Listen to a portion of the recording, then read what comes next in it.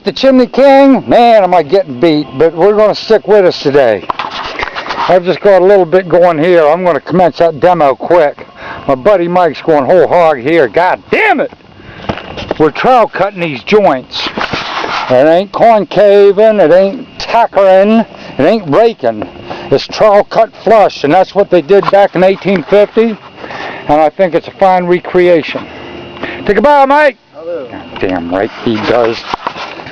It's just so nice to get competent help. And you guys that are out there trying to expand your businesses, union guys don't work all the time. 200 a day, you can get somebody terribly good at stuff. And if a guy wants more, he might be worth more. If a guy does you good and he wants 200, tip him, and you'll know you get him again. I'm going to elongate this movie out a little bit. I get out of the industry too much. He was telling me that if you put cola, any sugar in mud,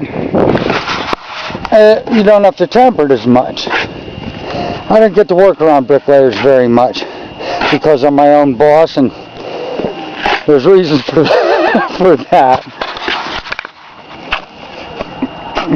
See, I was working the mud, and that's what the guy showed me how to do. I did a movie, Mike, and I was explaining that I didn't learn at brick school.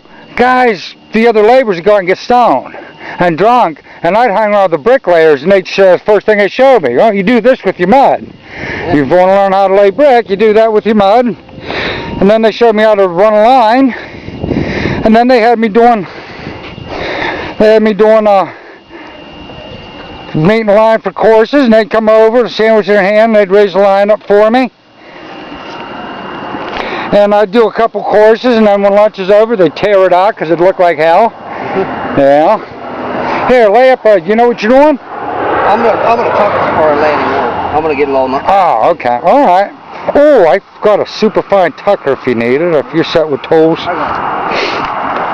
We're about to put the crown in. These flues are discontinued. We got a corbel over on this one. Of course, it's not 9x18. So we're going to put a Lament's top mount damper on. There's 5 going on this job. You got to make sure you get room for that. Comes down 8.5 inches. You got to accommodate the new hardware. They never knew this stuff existed. It didn't exist back when they were making this. There's no reason you can't have this nice technology in this day and age. These dampers are 80% more efficient than a metal-on-metal traditional damper. He's going to build the crown, and I'm going to come back tomorrow and set the top flue liners so I have something to put the Lament's dampers on.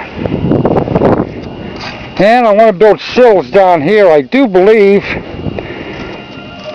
to shed water. I think that's this one I want to do. Got my Boss chipping hammer. I'm going to start on that. I lost that chipping hammer on a job last year. Boy, was I mad. I thought it cast it in the crown.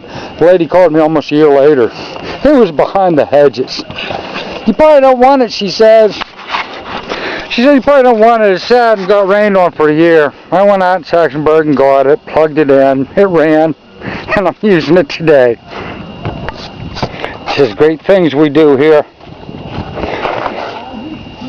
People are paying big money to get these old brick gathered from jobs. A lot of the beautiful homes starting at $650,000 in Wexford, which is a fairly rich area here in Pennsylvania. They use these old brick. They just got a class and charm that can't be matched by anything that's coming out of the Carolinas new. Hey, look at that. One black, one red, one white, one orange. I think the color match has nothing to do with the overall beauty of the job. That just looks great. And yeah, we took a great big guy and we're making it kind of stub and squat. But it's what wow, is that nice? It's what the homeowner wants. And I don't blame them. There's no reason to have all that height. And if you're going to rebuild God bless them. We're going to do a daggum good job of it. Look at a little Western Pennsylvania, if you care to. Oh, that chimney's ugly. It's going to pay too.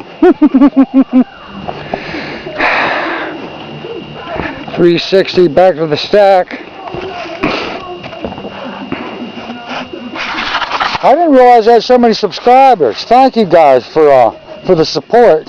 And all you dickheads that think you got something to say to me, I live at 106 Garfield Avenue in Butler, PA. Come on over. Let's talk about it man to man.